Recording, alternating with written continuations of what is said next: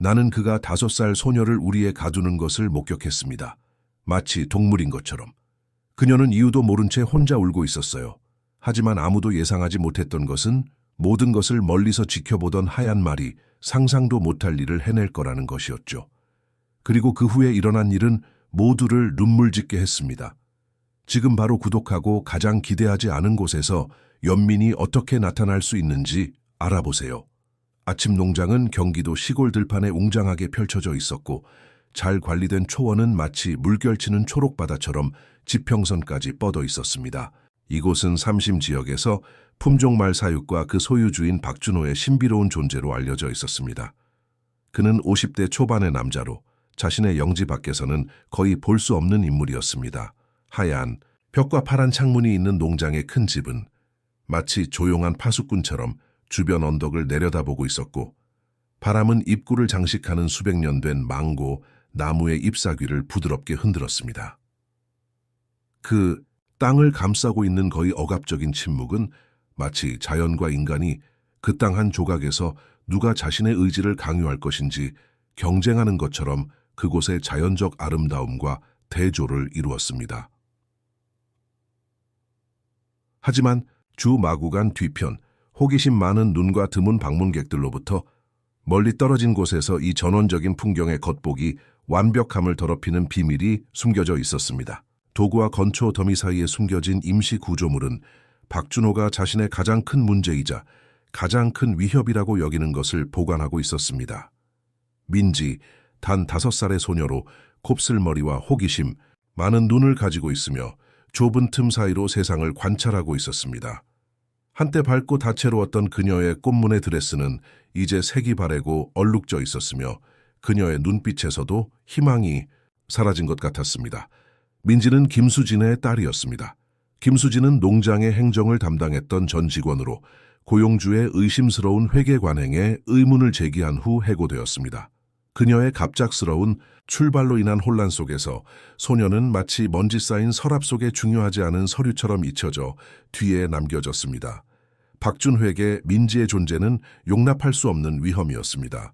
침묵의 증인으로 언젠가 과거의 그림자로 돌아와 그가 그토록 많은 노력과 그토록 적은 양심으로 쌓아올린 모든 것을 파괴할 수도 있었습니다. 그녀를 격리시키기로 한 결정은 갑자기 내려진 것이 아니라 그의 가슴에서 잡초처럼 천천히 자라났습니다. 돈으로 모든 것을 살 수 있다고 생각하는 남자의 두려움과 상처받은 자존심에 의해 키워진 것이었습니다. 심지어 자신에게 속하지 않은 삶의 이야기를 다시 쓸 권리까지도요. 그러나 박준호가 예상하지 못했던 것은 그의 재산이 어떤 인간보다 더 많은 것을 관찰하고 이해하는 다른 존재를 품고 있다는 것이었습니다.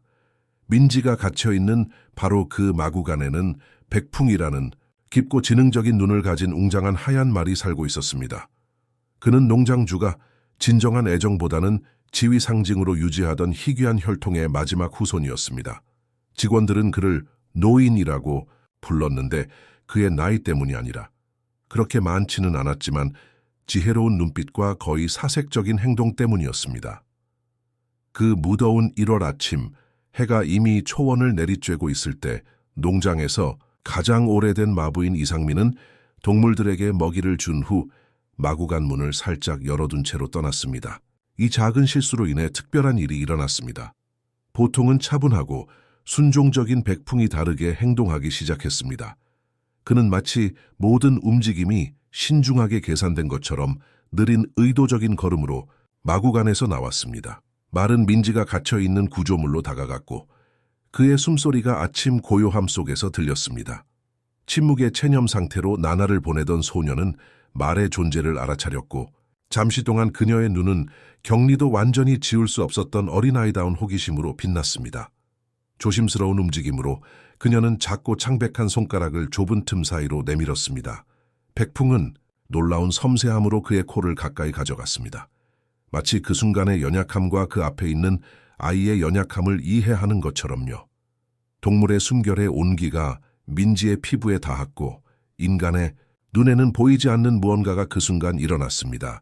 조용한 연결, 단어와 논리를 초월하는 상호인식, 마치 두 외로운 존재가 서로의 존재에서 위안을 찾은 것 같았습니다.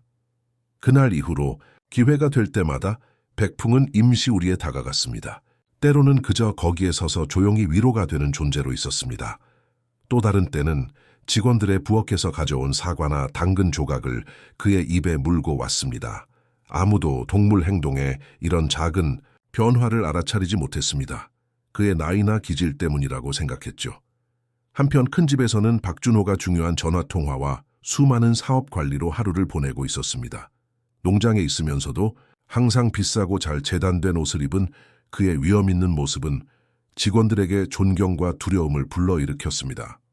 그 남자는 다양한 제국을 건설했습니다. 농장 외에도 수도의 기업들을 소유하고 해외에 투자를 했습니다. 삼심 지역과 그 주변 사회에서 그는 성공한 사업가이자 가끔은 자선가로 항상 자신의 눈에 닿지 않는 연습된 미소를 지으며 자선 행사 사진에 등장했습니다. 그의 진정한 성격, 사업뿐만 아니라 개인적인 관계도 계산적인 냉정함으로 이끄는 방식을 아는 사람은 거의 없었습니다. 그는 몇 년 전에 이혼했고 혼자 살았으며 그의 유일한 가족은 그를 거의 방문하지 않는 루이였습니다. 아침 농장의 무거운 공기라고 불렀던 것에서 거리를 두고 싶어 했죠. 농장의 일상은 겉보기에 정상적으로 진행되었습니다. 이른 아침 직원들은 일을 시작했습니다. 작은 축사에서 소를 젖을 짜고 주 마구간에서 말을 돌보고 초원과 집을 완벽한 상태로 유지했습니다. 20년 넘게 그곳에서 일해온 요리사인 박말수는 옛 한국 노래를 흥얼거리며 식사를 준비했습니다. 그녀는 순진하게도 자신의 따뜻한 부엌에서 몇 미터 떨어진 곳에 무엇이 숨겨져 있는지 전혀 알지 못했습니다. 한국의 이 지역에서 하늘은 더 파랗게 보이고 밤에는 별이 더 가까이 있는 곳에서 생활은 계절과 전통에 의해 표시된 자체적인 리듬으로 진행되었습니다. 지역 축제, 종교 행렬, 신선한 치즈와 옥수수 빵으로 아침 식사. 이것은 시간과 외부 세계의 변화에 저항하는 깊은 한국이었습니다. 그러나 겉보기의 단순함과 전통의 이 풍경에서도 어두운 비밀이 경기도 태양 아래 숨어 있을 수 있었습니다. 백풍의 행동에서 첫 번째 눈에 띄는 변화는 민지와의 첫 접촉 약 2주 후에 일어났습니다. 보통 훈련 중에 순종적이고 협조적인 동물은 박준호가 마구간에 접근할 때마다 불안함을 보이기 시작했습니다. 보통은 차분한 그의 눈이 거의 도전적인 빛을 띠었고 그의 귀는 경계하듯 세워졌습니다. 어느 오후 농장주가 잠재적인 구매자에게 말을 보여주기 위해 마구간에 들어왔을 때 백풍은 너무 크게 울고 발굽으로 바닥을 너무 세게 쳐서 방문객을 놀라게 해 거래를 포기하게 만들었습니다. 손실에 분노한 박준호는 수의사를 불러 동물을 검사하도록 명령했습니다. 김현우 박사는 다음 날 아침에 도착했습니다. 그는 동물들과 함께한 여러 해의 작업으로 얼굴이 친절하고 손이 굳은 중년 남성이었습니다. 철저한 검사 후 그는 백풍에게 신체적으로 잘못된 것을 찾지 못했습니다. 신체적으로 그는 그의 나이에 맞는 완벽한 상태입니다. 그는 낡은 가죽 가방에 도구를 정리하며 농장주에게 설명했습니다. 하지만 말은 민감한 동물입니다. 박준호 씨. 그들은 우리 인간이 때로는 놓치는 것들을 감지합니다. 환경의 변화, 그를 불편하게 하는 무언가에 반응하는 것일 수 있습니다. 농장주는 참을성 없는 몸짓으로 이론을 무시했습니다. 말도 안 돼. 그냥 늙고 쓸모없어지는 고집불통 말일 뿐이야. 이대로 계속하면 결국 사료가 될 거야. 가혹한 말은 마치 동물 자신이 그것을 듣고 숨겨진 위협을 이해하기를 바라는 것처럼 큰 소리로 말해줬습니다. 박준호가 알아차리지 못한 것은 최태준의 주의 깊은 시선이었습니다. 그는 근처 마구간을 청소하는 척하면서 대화를 듣고 있었던 새로 고용된 젊은 마부였습니다. 최태준은 20대 초반으로 항상 낡은 모자 아래 숨겨진 검은 머리카락과 힘든 삶에도 불구하고 여전히 순진함의 흔적을 간직한 얼굴을 가지고 있었습니다. 그는 일자리를 찾아 경기도 북부에서 온 지 한 달밖에 되지 않았으며 아직 박준호가 직원들 사이에 확립한 두려움과 공모의 조용한 역학에 완전히 통합되지 않았습니다.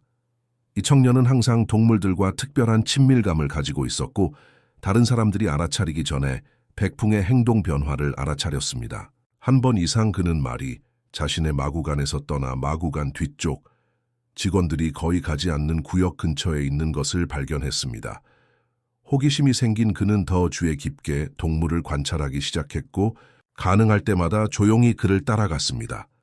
그래서 특히 더운 새벽, 직원 숙소의 작은 방에서 잠을 이루지 못했을 때 최태준은 마구간을 산책하기로 결정했고 이 이야기의 과정을 영원히 바꿀 무언가를 보았습니다. 백풍은 다시 마구간 밖에 있었지만 이번에는 최태준이 마구간 뒤쪽까지 그를 따라갔고 그림자에 숨어서 불가능한 것을 목격했습니다. 말이 건초 더미로 부분적으로 덮인 금속 구조물로 사과 조각을 가져가는 것을, 그리고 지붕 틈새로 들어오는 희미한 달빛 속에서 그는 제공된 음식을 잡는 작은 어린이 손가락을 보았습니다. 그가 보고 있는 것을 깨달았을 때 등골이 오싹했습니다. 그곳에는 아이가 있었습니다. 숨겨져 있고 격리되어 있고 웅장한 아침 농장이 그 내부에 숨기고 있는 끔찍한 비밀처럼요. 최태준은 방금 발견한 것을 처리하려고 노력하면서 가슴이 세차게 뛰는 것을 느끼며 숨을 죽였습니다. 그는 본능적으로 위험한 무언가에 걸려 넘어졌다는 것을 알았습니다. 박준호가 그가 알고 있다고 의심한다면 그의 목숨을 위협할 수 있는 것이었죠. 그는 조용히 뒤로 물러나 마음이 격동치는 상태로 숙소로 돌아왔고 어려운 결정을 내려야 했습니다. 아무것도 보지 않은 척하고 자신의 삶을 계속하거나 무언가를 하고 모든 것을 위험에 빠뜨리는 것, 자신의 안전까지도요. 그날 밤 최태준은 좁은 침대에서 뒤척이며 목격한 장면이 공포 영화처럼 머릿속에서 반복되는 동안 더 이상 잠을 이루지 못했습니다. 농장 반대편 큰 집에서는 박준호도 깨어 있었고 사무실 창문을 통해 영지를 바라보며 비싼 위스키 한 잔을 들고 어두운 표정을 짓고 있었습니다. 그리고 마구간에서는 세상에게 잊혀진 채 격리된 작은 민지가 입술에 사과의 달콤한 맛과 오랫동안 느껴보지 못했던 희망의 첫 감각을 가지고 잠들었습니다. 백풍과의 조용한 연결이 발견되었다는 것을 모른 채, 그리고 이것이 그 농장에서 모두의 운명을 영원히 바꿀 일련의 사건의 시작을 표시한다는 것도 모른 채요. 이어지는 날들은 최태준에게 새로운 일상을 가져왔습니다. 젊은 마부는 일상 업무와 주 마구간의 주의 깊은 관찰 사이에서 시간을 나누었습니다. 조용히 그는 백풍이 찾아서 민지에게 가져갈 수 있는 곳에 작은 음식 조각을 남기기 시작했습니다. 그의 휴대폰에는 발견 다음 날 새벽에 찍은 비디오를 소중히 보관하고 있었습니다. 떨리지만 충분히 선명한 이미지로 말이 놀라운 끈기로 이빨로 임시 우리의 자물쇠를 조작하려고 시도하는 것을 보여주었습니다. 그것은 일반적인 이해에 도전하는 것이었습니다. 동물의 본능과 거의 초자연적인 지능을 혼합한 것이었습니다. 비디오에서는 민지의 얼굴도 잠시 볼 수 있었습니다. 그녀의 커다란 눈이 희망과 두려움이 섞인 표정으로 동물을 바라보고 있었습니다. 한편 백풍은 계속해서 점점 더 이례적인 행동을 보였습니다. 매일 아침 정확히 해가 뜰 때 마른 마구간 바닥을 발굽으로 리듬감 있게 치기 시작했습니다. 처음에는 단순한 동물의 짜증으로 해석되었던 소리가 이제는 목적을 가진 것처럼 보였습니다. 마치 코드나 부름처럼요. 다른 직원들은 노인의 이상한 행동 변화에 대해 서로 이야기했지만 최태준 외에는 아무도 그 뒤에 숨은 진짜 이유를 의심하지 않았습니다. 어느 아침 주 마구간을 청소하던 중 최태준은 박준호의 예상치 못한 도착에 놀랐습니다. 농장주는 사무실에서 사업을 돌보는 동안 힘든 일은 직원들에게 맡기는 것을 선호하며 그렇게 일찍 그곳에 거의 나타나지 않았습니다. 그날 그의 표정에는 뭔가 다른 것이 있었습니다.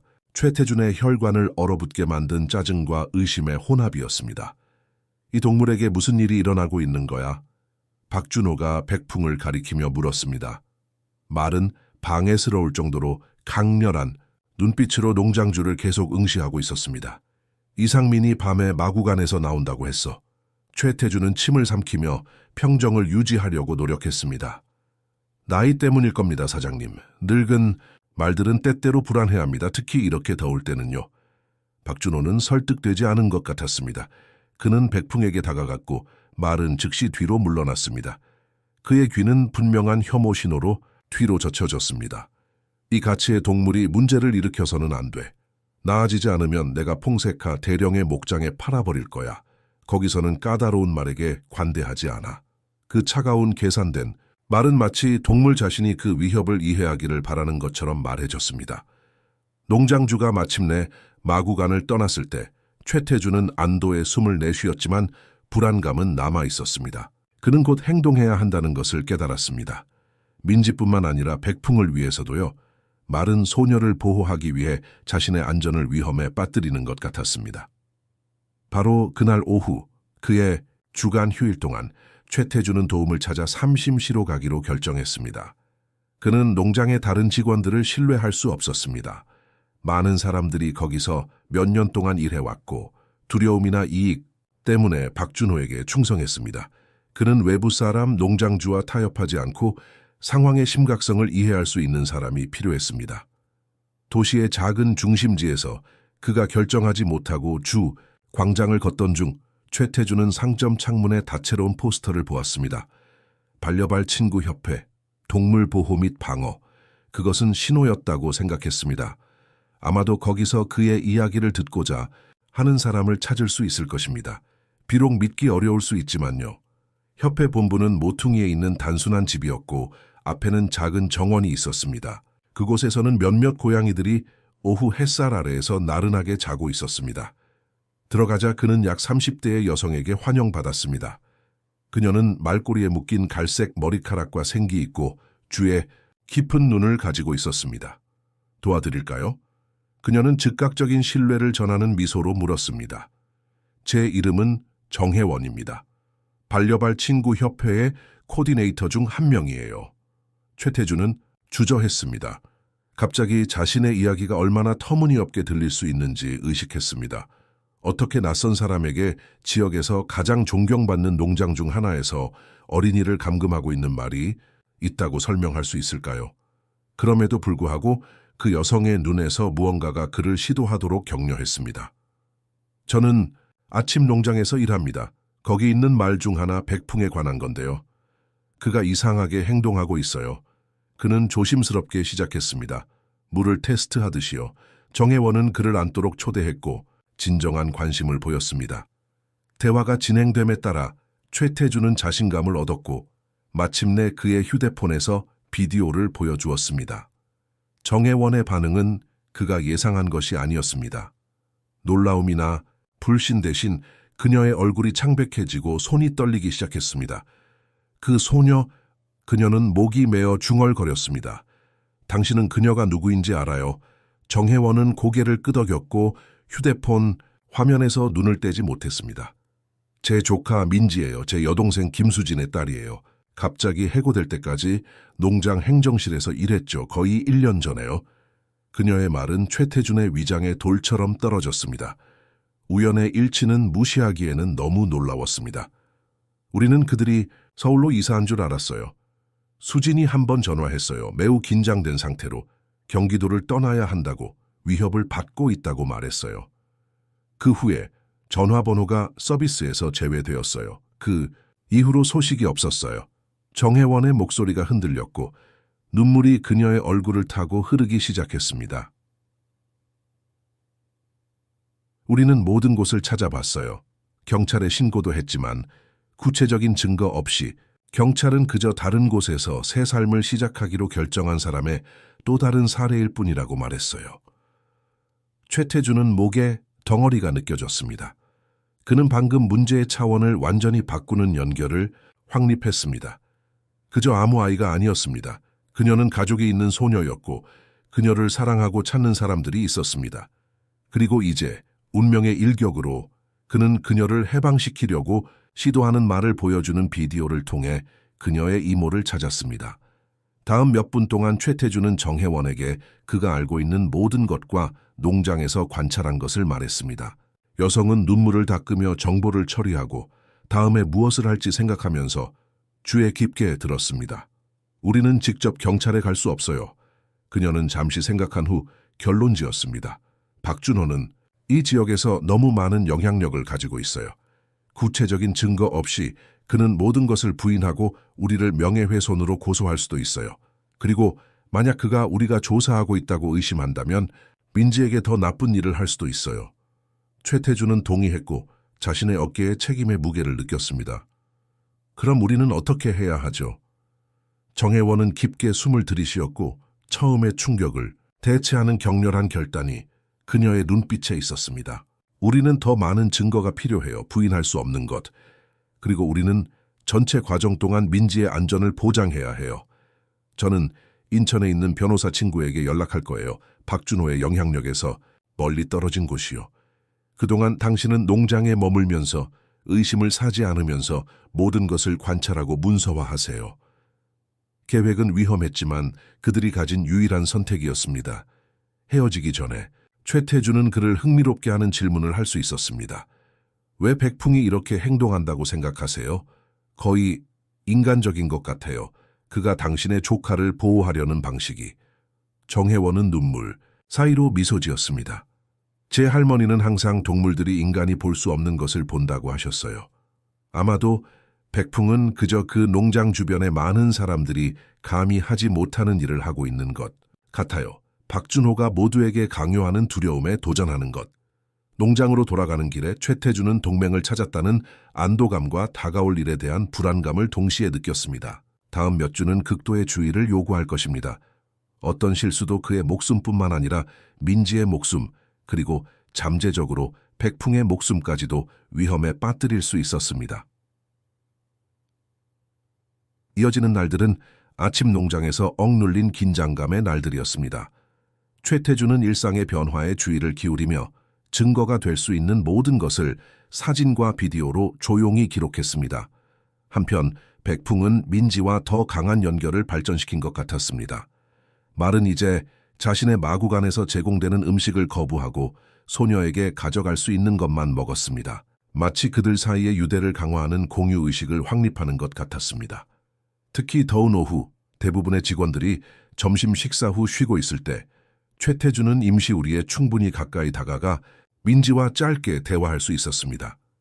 소녀는 처음에는 그의 존재에 놀랐지만 백풍이 그 청년을 신뢰하는 것 같자 조금 긴장을 풀었습니다. 안녕 민지. 최태준은 큰 집의 창문에서 보이지 않도록 쪼그리고 앉아 속삭였습니다. 무서워하지 마. 도와주려고 여기 있어. 도시에서 정혜원 이모를 만났어. 소녀의 눈은 친숙한 이름을 듣고 커졌습니다. 혜원 이모. 그녀는 거의 사용하지 않아 쉰 목소리로 중얼거렸습니다. 이모가 나를 집으로 데려갈 거예요?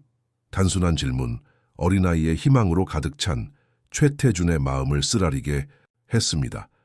네, 우리가 너를 여기서 데려갈 거야. 하지만 우리는 매우 조심해야 해. 너는 조금만 더 강하고 인내심 있게 있어야 해. 알았지? 민지는 5살의 놀라운 성숙함으로 고개를 끄덕였습니다. 백풍이 도와줄 거예요. 그녀는 확신을 가지고 말했습니다. 그가 그렇게 말했어요. 최태준은 미소 지었습니다. 동물에게 말을 부여하는 아이의 순진함에 감동받았습니다. 응, 그가 도와줄 거야. 너희 둘 다 정말 용감해.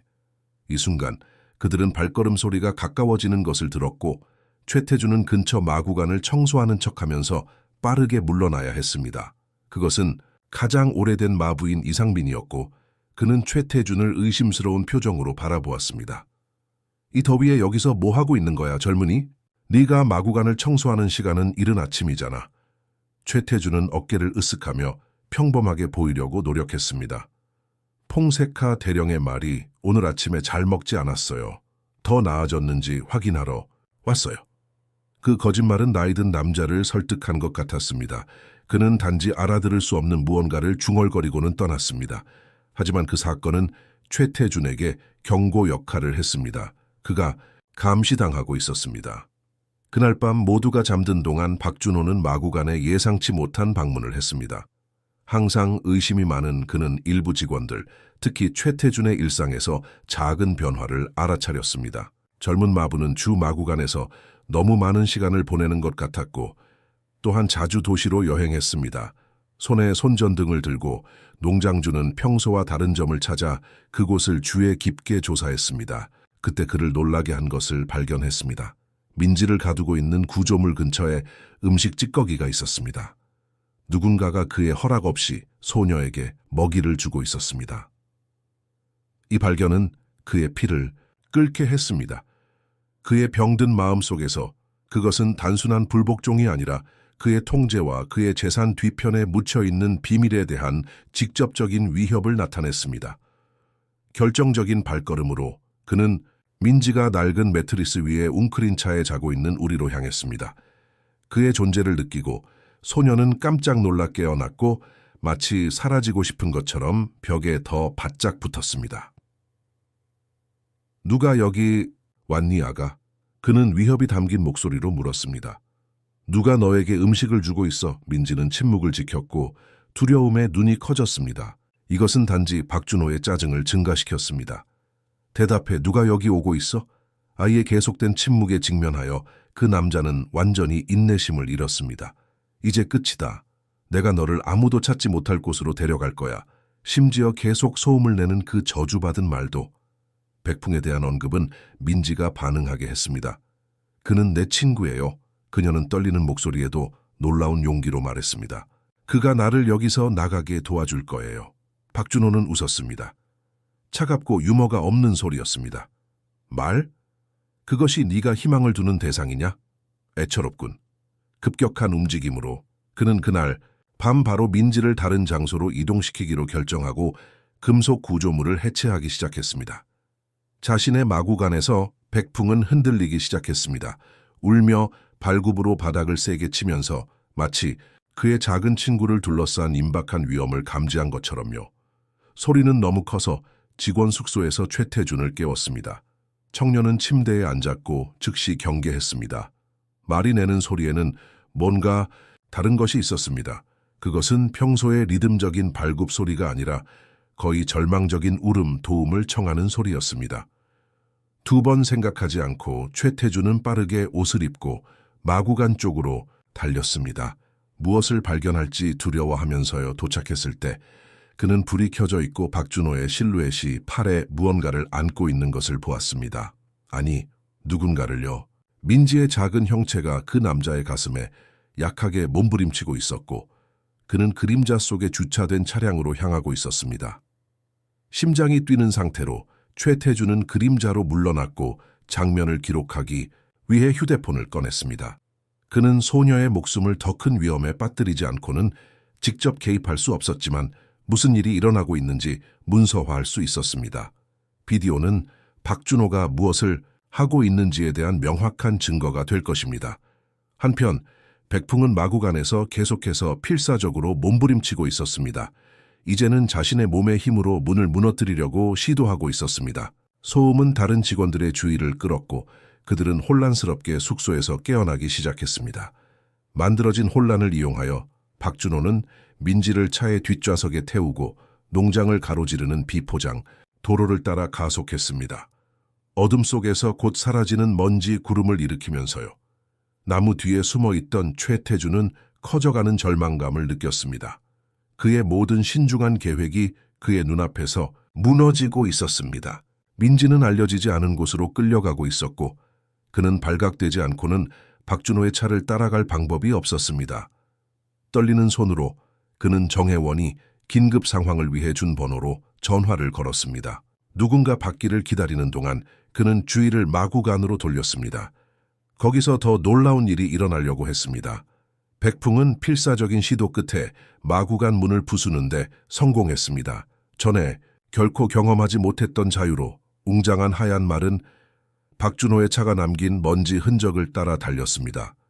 마치 동물이 민지가 어디로 끌려가고 있는지 정확히 알고 있고 비용에 상관없이 그녀에게 도달하기로 결심한 것 같았습니다.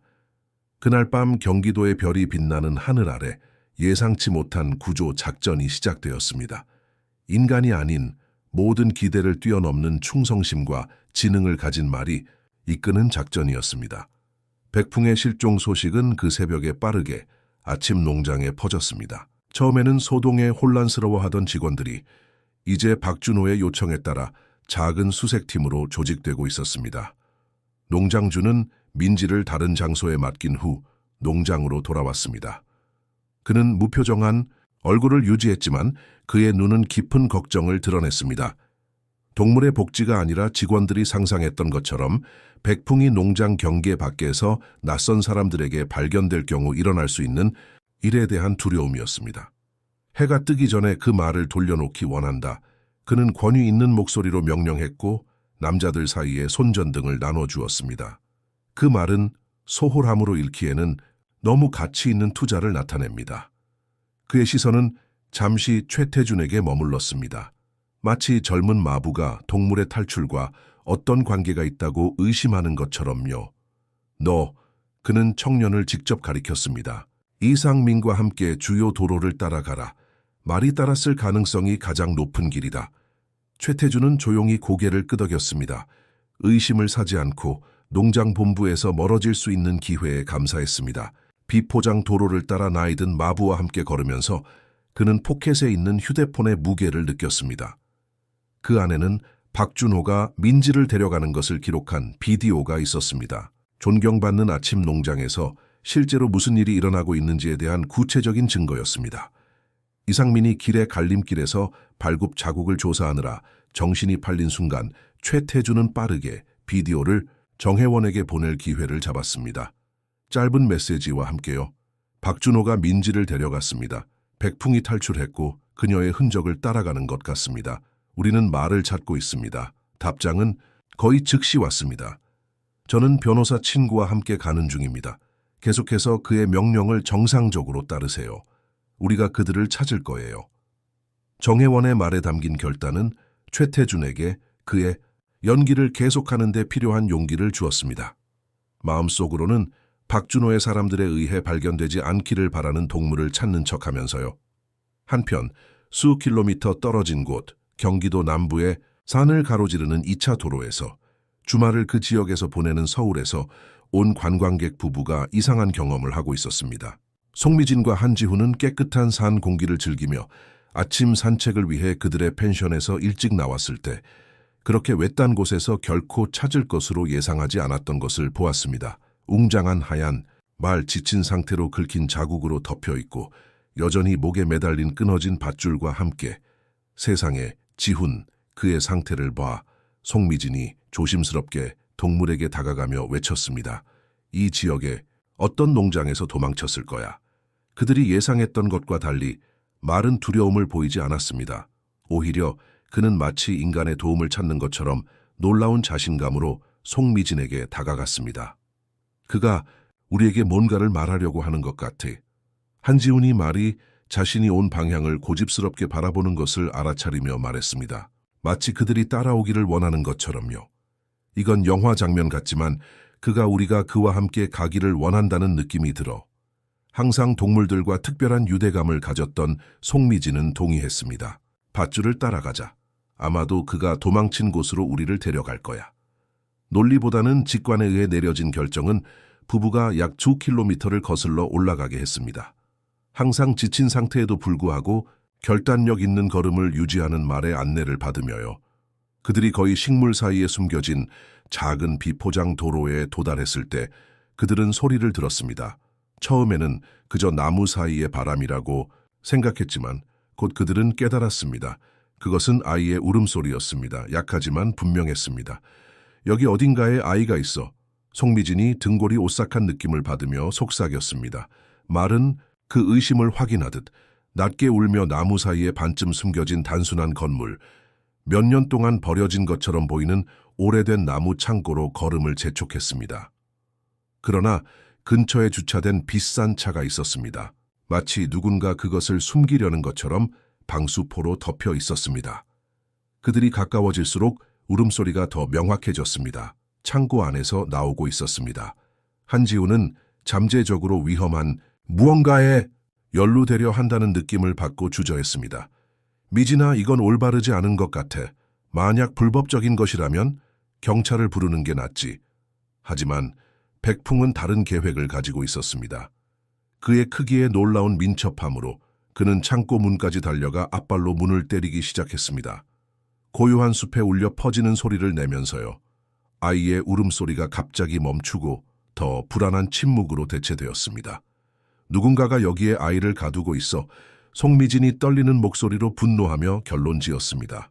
우리는 그냥 가서 아무것도 보지 않은 척할 수 없어. 한지훈이 대답하기 전에 그들은 멀리서 엔진 소리를 들었습니다. 누군가가 다가오고 있었습니다. 부부는 백풍을 함께 끌고 빠르게 나무 사이로 숨었습니다. 비록 동물은 창고에서 멀어지는 것을 꺼렸지만요. 몇 분 후 그들은 다른 차량을 타고 박준호가 도착하는 것을 보았습니다. 송미진이 지역신문의 사회면에서 즉시 알아본 중년 남자였습니다. 종종 묘사되는 삼심의 자선가였습니다. 그 남자의 공개 이미지와 그들이 목격하고 있는 것 사이의 대조는 충격적이었습니다. 그는 아침 농장의 주인이야 송미진이 남편에게 속삭였습니다. 그런 사람이 아이를 가두고 이런 곳에서 무엇을 하고 있을까? 박준호가 창고에 들어가는 동안 부부는 물러나서 경찰에 전화할 기회를 잡았습니다. 그들은 정확히 무엇을 고발하고 있는지 몰랐지만 우는 아이 도망친 말, 그리고 외딴 창고에 있는 존경받는 사업가의 조합은 무시하기에는 너무 의심스러웠습니다. 도시로 이어지는 주요 도로에서 정혜원과 그녀의 변호사 친구인 정유미는 그 지역의 구불구불한 도로에서 감히 할 수 있는 한 빠르게 운전하고 있었습니다. 한지훈이 경찰에 한 익명의 전화는 정유미가 삼심경찰서에서 유지하는 연락처에 의해 감지되었습니다. 박준호에게 은혜를 빚지 않은 사람으로 상황의 심각성을 깨달은 즉시 정보를 전달했습니다. 우리는 공식 경찰보다 먼저 도착해야 해. 정혜원이 가속하는 동안 정유미가 설명했습니다. 만약 박 씨가 모든 것을 문서화하기 전에 자신의 영향력을 사용해 사건을 은폐하려고 한다면 우리는 민지를 다시 잃을 수 있어. 정혜원은 손가락 마디가 하얗게 될 정도로 핸들을 꽉 잡았습니다. 수개월의 고통 끝에 마침내 조카를 다시 만날 가능성이 너무 가까워 보였습니다. 최태준과 연락이 닿았어? 그녀는 전화를 시도하는 변호사에게 물었습니다. 아직 안 됐어. 아마도 농장에서 면밀히 감시받고 있을 거야. 하지만 그 부부가 보고한 것이 사실이라면 말이 우리 중 누구보다도 먼저 민지를 찾았어. 슬픈 미소가 정혜원의 입술을 스쳤습니다. 백풍, 누가 우리의 가장 큰 희망이 동물일 거라고 생각했겠어. 한편 외딴 창고에서 상황은 예상치 못한 방향으로 전개되고 있었습니다. 박준호는 몇 분 전 백풍이 내는 소리에 놀라 민지를 다시 옮겨야 한다고 결정했습니다. 이번에는 아마도 도밖에 더 먼 곳으로요. 지치고 겁에 질린 소녀는 즉석으로 마련된 방 구석에 웅크리고 있었습니다. 그녀를 위해 가져온 몇 안 되는 소지품을 급히 모으는 남자를 커다란 눈으로 지켜보고 있었습니다. 우리는 긴 여행을 해야 할 거야. 그는 항상 그녀에게 말할 때처럼 그녀의 눈을 직접 쳐다보지 않고 말했습니다. 착하게 행동하면 어쩌면 도중에 아이스크림을 사줄지도 모르지. 그의 목소리에 있는 가짜 친절함은 민지가 느끼는 공포를 단지 증가시켰습니다. 그녀의 어린 본능에서 무언가가 이번에는 박준호가 그녀를 결코 돌아올 수 없는 곳으로 데려갈 계획이라고 말했습니다. 백풍이 다시 나를 찾을 거예요. 소녀는 남자보다는 자신에게 중얼거렸습니다. 그는 항상 나를 찾아요. 박준호는 하던 일을 멈추고 짜증과 불신이 섞인 표정으로 그녀를 쳐다보았습니다. 아직도 그 말 이야기야. 그 동물은 그저 일어나는 그의 말은 귀청이 터질 듯한 소리에 의해 중단되었습니다. 유리가 깨지는 소리 뒤이어 무거운 발굽이 나무 바닥을 치는 소리였습니다.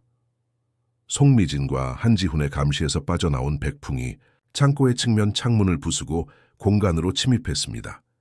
그의 눈은 거의 인간적인 분노로 박준호에게 고정되어 있었습니다. 농장주는 물러났고 처음으로 진정한 두려움을 보였습니다. 말은 전진했고 그와 민지 사이에 자신을 놓았습니다. 마치 소중한 것을 보호하기로 결심한 수호자처럼요. 바깥에서 차량이 도착하는 소리는 최종 대결이 막 시작되려 함을 나타냈습니다. 백풍을 창고까지 따라간 송미진과 한지훈은 경찰관들이 순찰차에서 나오는 것을 볼 시간만 있었고 정혜원과 정유미가 바짝 뒤따랐습니다. 혼란이 완전히 일어나기 전에요. 창고 안에서 박준호는 필사적으로 말을 우회해 소녀에게 다가가려고 했지만 백풍은 1cm도 양보하지 않았습니다. 그의 방어적인 자세, 가끔 위협적으로 들어올린 앞발은 남자를 안전한 거리에 유지했습니다. 창고 문이 격렬하게 열렸을 때 민지의 눈은 거의 1년 동안 보지 못했던 얼굴을 만났습니다. 그녀의 이모 정혜원의 얼굴이었습니다. 혜원, 이모, 소녀는 감정에 목이 메어 소리쳤습니다. 정혜원은 박준호와 민지의 눈에서 그녀를 알아본 것 같은 인상적인 하얀 말을 완전히 무시하고 조카에게 달려갔습니다. 백풍은 부드럽게 물러나 통과를 허용했습니다. 이어진 포옹은 너무 오랫동안 분리된 몸뿐만 아니라 영혼을 하나로 묶는 것 같았습니다. 민지는 마치 그녀가 언제든지 사라질까봐 두려워하는 것처럼 이모에게 매달렸고, 정혜원은 공개적으로 울면서 위로의 말과 다시는 헤어지지 않을 약속을 속삭였습니다. 박준호는 자신의 계획이 눈앞에서 무너지는 것을 보고 필사적인 마지막 수를 시도했습니다. 이것은 오해입니다. 그는 어려운 상황을 통제하는 데 익숙한 사업가의 연습된 자세로 선언했습니다. 이 소녀는 도로에서 길을 잃었고 저는 단지 그녀가 가족을 찾도록 돕고 있었을 뿐입니다. 그 거짓말은 너무 터무니없어서 잠시 놀란 침묵을 일으켰고 곧 정유미의 단호한 목소리로 깨졌습니다. 박준호 씨, 우리는 당신이 어젯밤 농장에서 이 아이를 데려간 순간에 비디오 증거가 있습니다. 또한 우리는 민지가 몇 달 동안 유지되어 온 조건을 문서화한 직원의 증언도 있습니다. 그녀가 말하는 동안 변호사는 경찰관들이 다가오도록 신호를 보냈지만 정혜원의 놀라운 몸짓에 의해 저지되었습니다. 무엇보다도 먼저 그녀는 여전히 조카를 안고 말했습니다. 모두가 이 남자가 한 일을 보기 원합니다.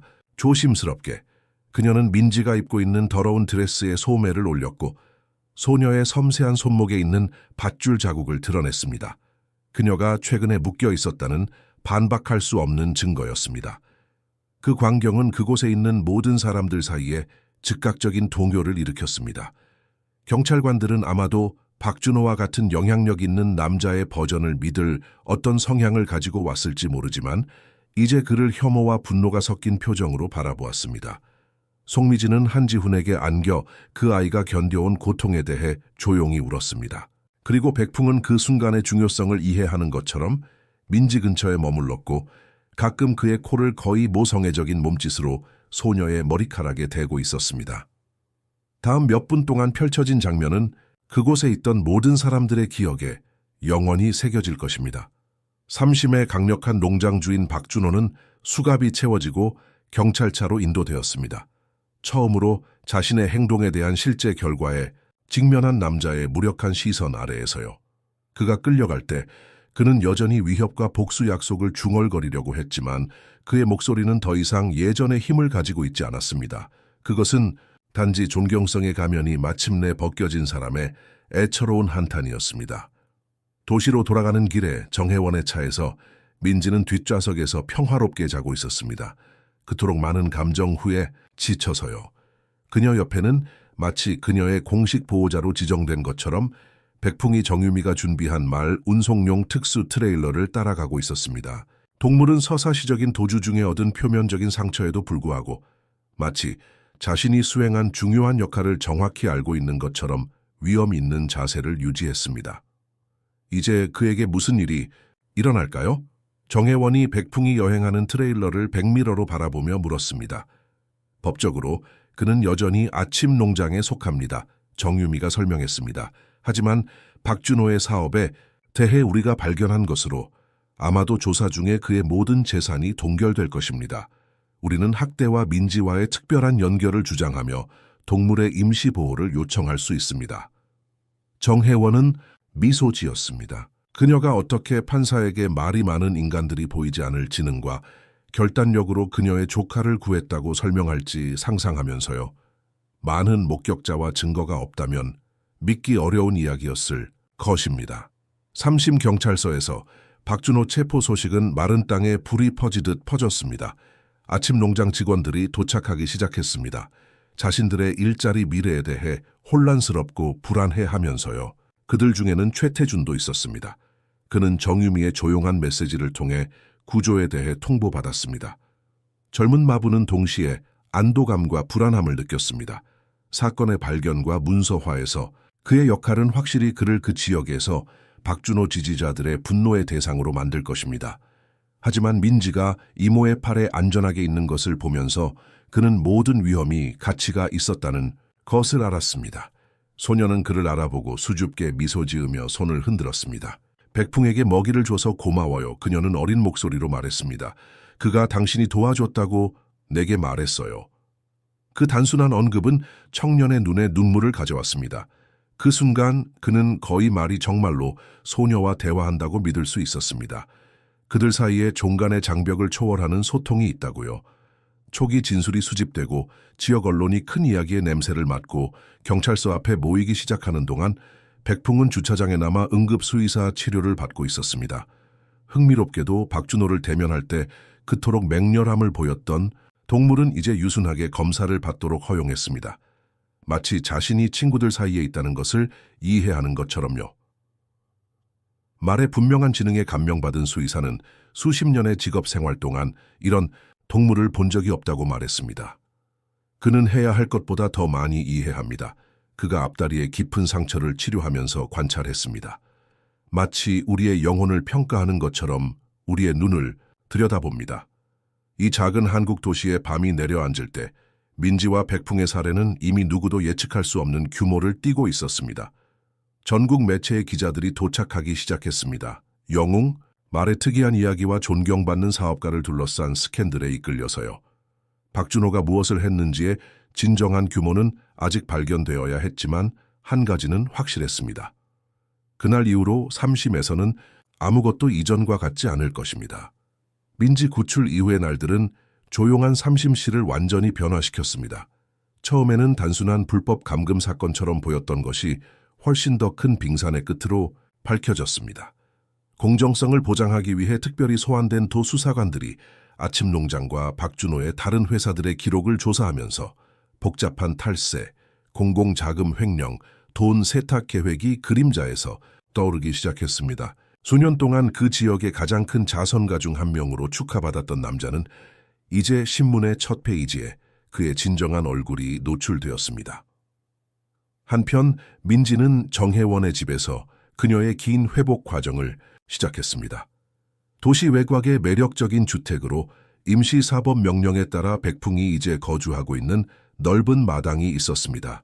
도시 생활에 대한 말의 적응은 모두를 놀라게 했습니다. 호화롭지만 제한된 마구간에서 수년을 보낸 동물은 이제 거의 어린아이 같은 호기심으로 새로운 환경을 탐험했습니다. 항상 민지가 자는 방의 창문 가까이에 머물면서요. 민지의 경우를 담당하는 아동심리학자인 강민서 박사는 처음에 소녀의 삶에서 동물의 지속적인 존재에 대해 우려를 표했습니다. 건강하지 않은 정서적 의존성을 만들 수 있습니다. 그녀는 정혜원과의 첫 세션 중 하나에서 주장했습니다. 그녀가 감금 중에 말과 강한 유대를 발전시킨 것은 이해할 수 있지만 이제 우리는 그녀를 정상적인 인간관계로 재통합해야 합니다. 정혜원은 그 조언을 존중하며 들었지만 그녀의 본능에서 무언가가 민지를 백풍에게서 분리하는 것은 실수일 것이라고 말했습니다. 박사님, 모든 존경을 담아 이 말은 제 조카에게 단순한 동물 이상입니다. 그는 거의 1년 동안 그녀 삶에서 유일한 지속적이고 긍정적인 존재였습니다. 저는 우리가 그를 회복 과정에서 제거하는 것이 아니라 포함시켜야 한다고 생각합니다. 토론은 마당에서 놀던 민지가 손에 무언가를 들고 방으로 뛰어들어오면서 중단되었습니다. 혜원 이모 백풍이 나를 도와 찾은 것을 보세요. 그것은 완벽하게 온전한 작은 들꽃이었습니다. 그가 큰 나무 뒤에 많이 숨겨져 있는 곳을 보여줬어요. 소녀가 말이 무언가를 보여준다고 말하는 자연스러움은 심리학자가 그녀의 접근 방식을 제고하게 했습니다. 창문을 통해 보면서 그녀는 백풍이 꽃밭 근처에서 인내심 있게 서 있는 것을 보았습니다. 마치 아이가 그들의 공유된 탐험을 계속하기 위해 돌아오기를 기다리는 것처럼요. 아마도 제 관점을 조정할 필요가 있을 것 같네요. 강민서 박사는 약간의 미소와 함께 인정했습니다. 이것은 독특한 상황이고 관행적인 방법이 가장 적절하지 않을 수 있습니다. 다음 날들에 심리학자는 치료 세션에 백풍을 통합했습니다. 민지가 그녀의 트라우마적인 경험을 처리하는 데 도움이 되는 촉매제로 동물의 안심시키는 존재를 사용하는 혁신적인 프로토콜을 개발했습니다. 결과는 인상적이었습니다. 말의 존재 속에서 소녀는 훨씬 더 개방적이었고 관행적인 세션에서는 차단된 감정과 기억을 표현했습니다. 마치 그녀가 취약해지기에 충분히 안전하다고 느끼는 것 같습니다. 강민서 박사는 그녀의 예비 보고서에서 설명했습니다. 말은 트라우마와 치유 사이에 다리 역할을 합니다. 민지의 회복은 아직 초기 단계에 있었지만 가장 경험 많은 전문가들도 놀라게 하는 속도로 진행되었습니다. 거의 1년 동안 격리되어 있었던 소녀는 이제 다시 미소 짓기 시작했습니다.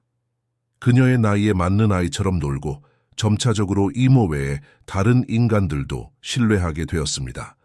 정혜원은 조카의 모든 작은 성취를 축하했고 일기에 그녀의 진전을 철저히 기록했습니다. 민지의 회복은 아직 초기 단계에 있었지만 가장 경험 많은 전문가들도 놀라게 하는 속도로 진행되었습니다. 거의 1년 동안 격리되어 있었던 소녀는 이제 다시 미소 짓기 시작했습니다. 그녀의 나이에 맞는 아이처럼 놀고 점차적으로 이모 외에 다른 인간들도 신뢰하게 되었습니다. 정혜원은 조카의 모든 작은 성취를 축하했고 일기에 그녀의 진전을 철저히 기록했습니다. 의료 기록뿐만 아니라 민지가 더 나이가 들었을 때 자신의 극복 여정을 이해할 수 있도록 하기 위해서였습니다. 한편 박준호에 대한 조사는 계속 진행되었습니다. 이제 사법 개입해 있는 아침 농장에서 조사관들은 주 사무실의 비밀 구호에게 숨겨진 타협적인 문서들을 발견했습니다. 최태준은 그의 사건에서의 중요한 역할 덕분에 직원으로 유지되었고 더 많은 증거를 포함할 수 있는 농장 지역을 식별하는 데 당국을 도왔습니다. 사장님은 항상 자신의 파일에 대해 매우 꼼꼼했습니다. 젊은 마부가 연방수사관에게 설명했습니다. 그는 중요한 문서의 사본을 농장의 특정 장소에 묻는 습관이 있었어요. 코드를 모르는 사람에게는 장식처럼 보이는 작은 흰 돌로 표시된 곳에요. 이 정보는 박준호에 대한 사건을 더욱 강화하는 더 많은 증거 발견으로 이어졌습니다. 판결을 기다리는 감방에서 농장주는 자신의 제국이 무너지는 것을 지켜보았습니다. 처음으로 어려운 상황에서 빠져나오기 위해 돈을 쓸 수 없는 남자의 무력함과 함께요. 그의 변호사들 도내에서 가장 비싸고 영향력 있는 변호사들 중 일부는 그런 규모의 스캔들과 연관되는 것을 두려워하여 사건을 포기하기 시작했습니다. 특히 의미 있는 오후 구출 약 3주 후 정혜원은 예상치 못한 방문객을 받았습니다. 민지의 어머니이자 그녀의 여동생인 김수진이 마침내 서울 외곽의 작은 도시에서 발견되었습니다. 그곳에서 그녀는 가명으로 살면서 슈퍼마켓 계산원으로 일하고 있었습니다. 자신의 딸이 살아있고 안전하다는 소식을 받자마자 김수진은 이용 가능한 첫 버스를 타고 경기도로 돌아왔습니다. 모녀 간의 만남은 감동적이면서도 복잡했습니다. 처음에는 망설이던 민지는 방에 들어온 여성을 혼란과 희망이 섞인 표정으로 바라보았습니다. 엄마? 그녀는 수줍게 물었습니다. 마치 오랫동안 잊혀진 단어를 시험하는 것처럼요. 김수진은 감정에 떨면서 딸 앞에 무릎을 꿇었고 감히 그녀를 만지지 못했습니다. 그래, 내 사랑 엄마야. 엄마가 돌아왔고 다시는 너를 떠나지 않을 거야. 약속과 후회가 담긴 이 말은 마지막 장벽을 무너뜨렸습니다. 민지는 그녀의 작은 영혼 깊은 곳에서 나오는 것 같은 흐느낌과 함께 어머니의 품에 몸을 던졌습니다. 정혜원은 눈물을 흘리면서 조용히 그 장면을 지켜보았습니다. 재회의 기쁨과 동시에 다가올 이별에 대한 슬픔의 아픔을 느끼면서요. 상황이 안정되면 김수진은 분명히 딸을 데려가고 싶을 것입니다. 몇 시간 후 민지가 마침내 그날의 감정적 강도에 지쳐 잠들었을 때 두 자매는 오랫동안 연기된 대화를 위해 베란다에 앉았습니다. 왜 그녀 없이 도망쳤니? 수진아. 정혜원이 목소리에서 비난의 어조를 억제하지 못하며 물었습니다. 어떻게 그녀를 뒤에 남겨둘 수 있었니? 김수진은 눈을 내렸고 그녀의 얼굴의 모든 선에서 죄책감이 분명했습니다. 난 도망치지 않았어, 혜원아. 그날 퇴근길에 박준호의 사람들에게 납치됐어. 그녀의 목소리는 회상하며 떨렸습니다. 그들은 나를 외딴 곳으로 데려갔고 총으로 위협했어. 내가 만약 돌아오거나 내가 본 서류에 대해 말하면 그들이 민지를 천천히 죽이고 내게 그것을 보게 할 거라고 말했어. 정혜원은 창백해졌습니다. 이 계시는 박준호가 저지른 공포의 새로운 차원을 부여했습니다. 나는 믿었어. 김수진은 계속했고 이제 눈물이 자유롭게 흘렀습니다. 내 딸을 살려두기 위해서는 완전히 사라져야 한다고 믿었어. 그들은 나를 서울에 맨몸으로 버리고 그들이 나를 감시하고 있다는 경고만 남겼어. 나는 모든 그 달 동안 순수한 공포 속에서 살았어. 민지가 그 괴물의 손에 있다고 상상하면서도 어떤 구출 시도도 더 나쁜 결과를 가져올 것이라고 확신했어. 이어진 침묵은 무거웠습니다. 상황이 다르다면 달라질 수 있었던 모든 것으로 가득 찬 침묵이었습니다. 마침내 정혜원은 손을 뻗어 여동생의 손을 꽉 잡았습니다. 당신은 그 불가능한 순간에 옳다고 생각한 일을 했어. 그리고 이제 우리는 모두 다시 함께 있어. 그게 중요한 거야. 대화는 마당에서 들려오는 부드러운 울음소리에 의해 중단되었습니다. 백풍은 항상 그랬듯이 집에서 중요한 일이 일어날 때마다 감지하는 것 같았습니다. 그에 대해 말해줘야 해. 정혜원이 눈물 사이로 미소 지으며 말했습니다. 말 한마디가 우리 중 누구도 할 수 없었던 일을 어떻게 했는지, 민지를 찾고 구하는 일을요. 경기도의 별이 빛나는 하늘 아래 백풍의 완전한 이야기가 전해지면서 김수진은 불신과 깊은 감사함 사이를 오갔습니다. 정혜원이 이야기를 마쳤을 때 여성은 결연히 일어났습니다. 지금 그를 만나야겠어. 동물에게 감사하는 것이 미친 것처럼 보일지라도 감사해야 해. 마당에서 달의 은빛빛 아래 또 다른 감동적인 만남이 이루어졌습니다. 보통 낯선 사람들에게 존중하는 거리를 유지하던 백풍은 김수진에게 즉시 다가갔습니다. 마치 그녀에게서 자신의 작은 인간 친구의 근원을 인식하는 것처럼요. 여성은 처음의 두려움을 극복하고 떨리는 손을 뻗어 부드러운 코를 만졌습니다. 고마워. 그녀는 동시에 어리석고 깊이 진실된 느낌을 받으며 속삭였습니다. 내가 할 수 없을 때 그녀를 돌봐줘서 고마워. 말은 김수진의 눈을 응시했습니다. 모두가 이미 알아차린 그 불편한 강도로 마치 그녀의 영혼을 평가하는 것처럼요. 시간 속에 멈춘 것 같은 순간 후에 그는 머리를 부드럽게 기울였습니다. 어떤 관찰자도 그것이 이해와 수용의 제스처라고 맹세할 수 있는 방식으로요. 다음 주에 사건은 또 다른 중요한 전환점을 맞았습니다. 박준호의 재정에 대한 조사는 국제적인 영향력 거래와 부패 네트워크와의 연결을 밝혀냈습니다. 지역적인 불법 감금과 학대 사건으로 시작된 것이 이제 경기도 최근 역사상 가장 큰 금융 스캔들 중 하나로 발전했습니다. 전국의 기자들이 삼심에 몰려들어 조용한 도시를 열광적인 미디어 관심의 중심으로 변화시켰습니다. 민지의 가족은 언론의 접근을 제한하는 법원 명령으로 보호받으며 진행 중인 정의와 미래에 대한 불안이 섞인 마음으로 사건의 전개를 지켜보았습니다. 아침 농장은 어떻게 될까요? 민지가 어느 저녁 성인들을 놀라게 하는 명백히 벗어난 걱정으로 물었습니다. 백풍이 다시 그곳으로 돌아가야 할까요? 그 질문은 소녀의 기저에 깔린 두려움을 드러냈습니다. 그녀의 친구가 다시 멀리 끌려갈 수 있다는 두려움이었습니다. 정혜원과 김수진은 걱정스러운 시선을 교환했습니다. 정확히 어떻게 대답해야 할지 모르면서요. 조사 소식을 가져오기 위해 집을 방문하던 최태준이 흥미로운 관점을 제공했습니다. 사실 민지야, 박준호 씨의 자산이 동결되고 아마도 몰수될 가능성이 있어서 농장은 결국 경매에 붙여지거나 사회적 용도로 지정될 수 있어 이미 그곳을 농촌학교나 재활센터로 변형하는 것에 대한 대화를 들었어. 그의 눈은 갑작스러운 아이디어로 빛났습니다. 그리고 알아? 내 생각에는 그곳이 승마치료 프로젝트에 완벽할 것 같아. 그게 뭔지 알아? 소녀는 부정적으로 고개를 흔들었습니다. 그것은 백풍과 같은 말들이 특별한 문제가 있는 아이들이 더 나아지고 더 강해지고 행복해지도록 도울 때야. 그들은 우리가 필요로 하는 것을 이해하는 마법 같은 방식을 가지고 있지. 그렇지 않아?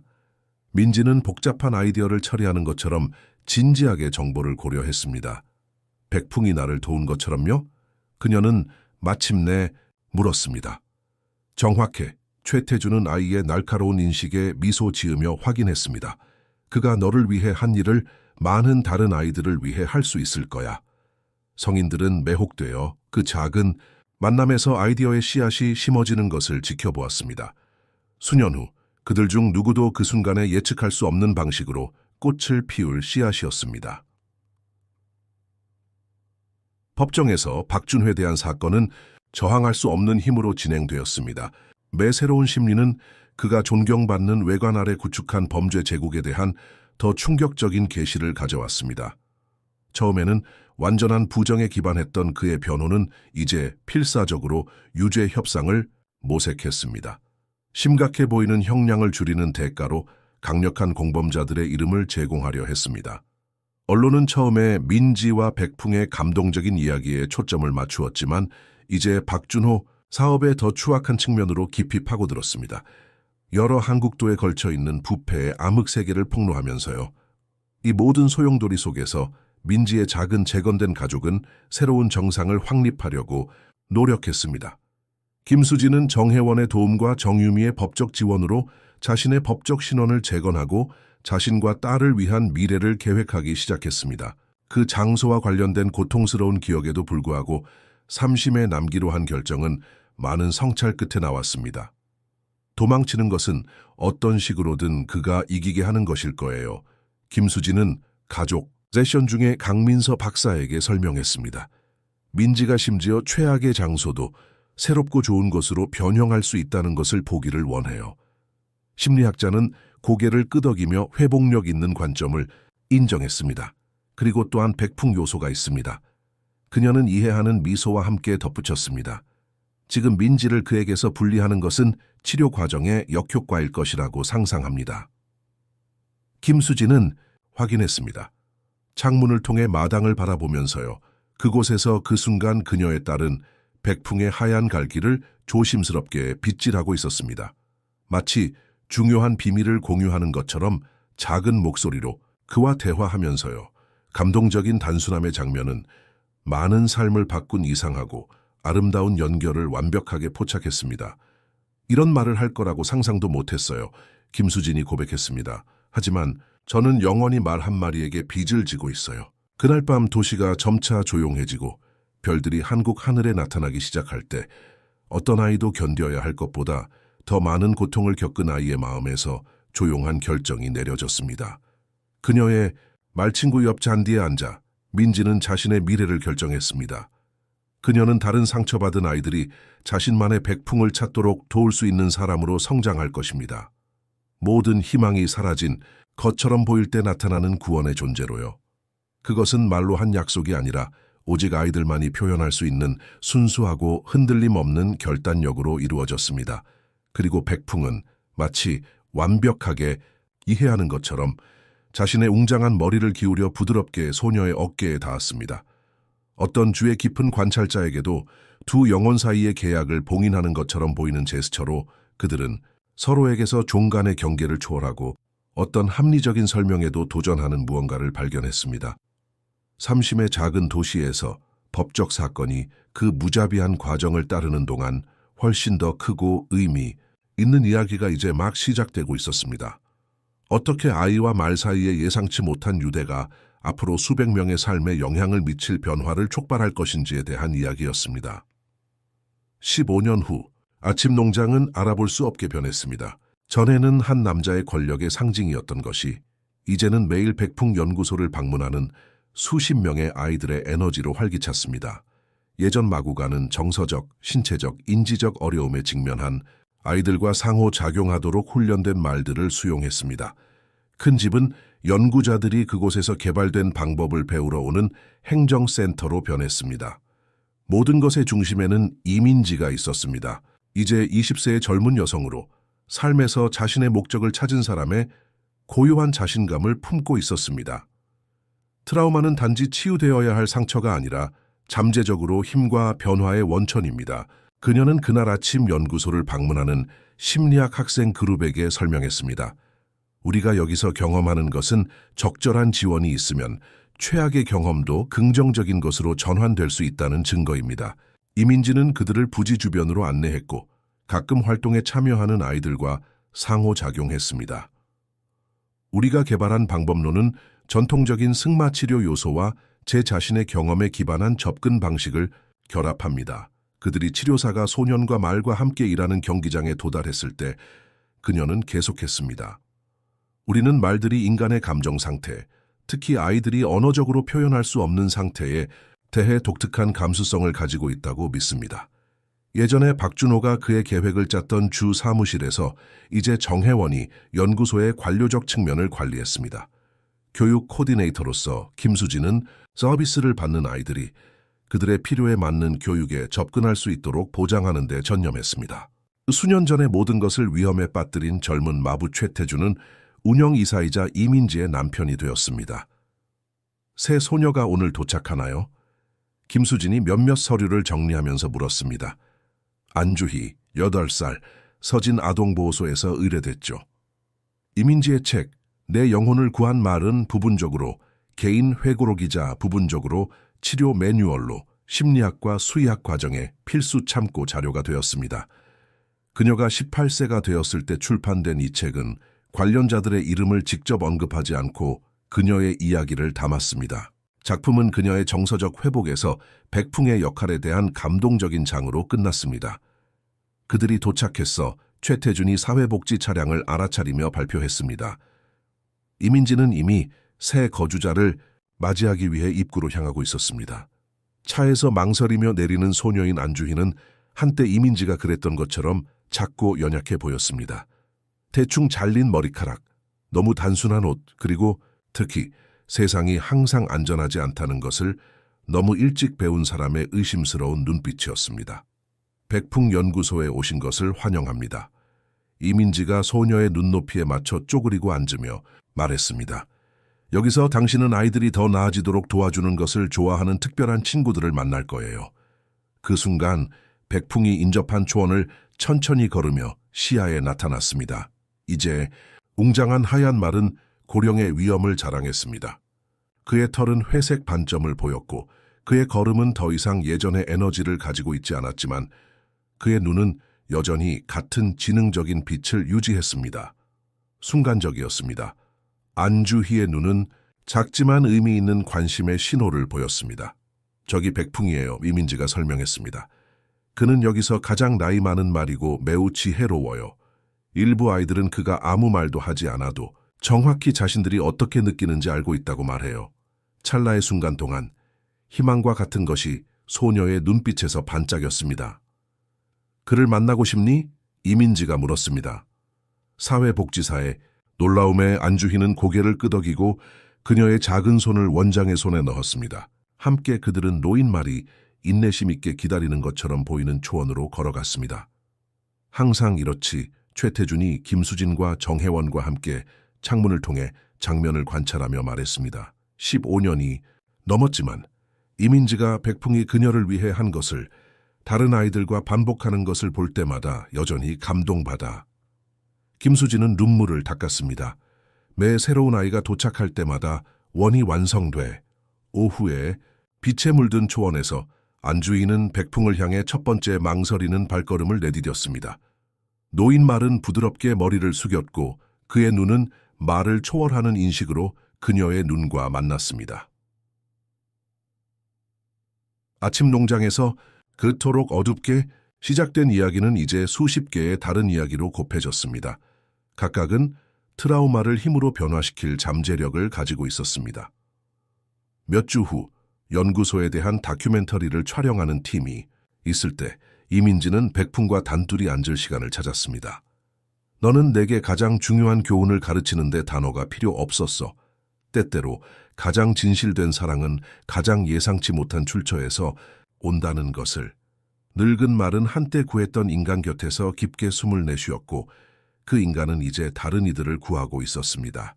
그것은 완벽한 원이었습니다.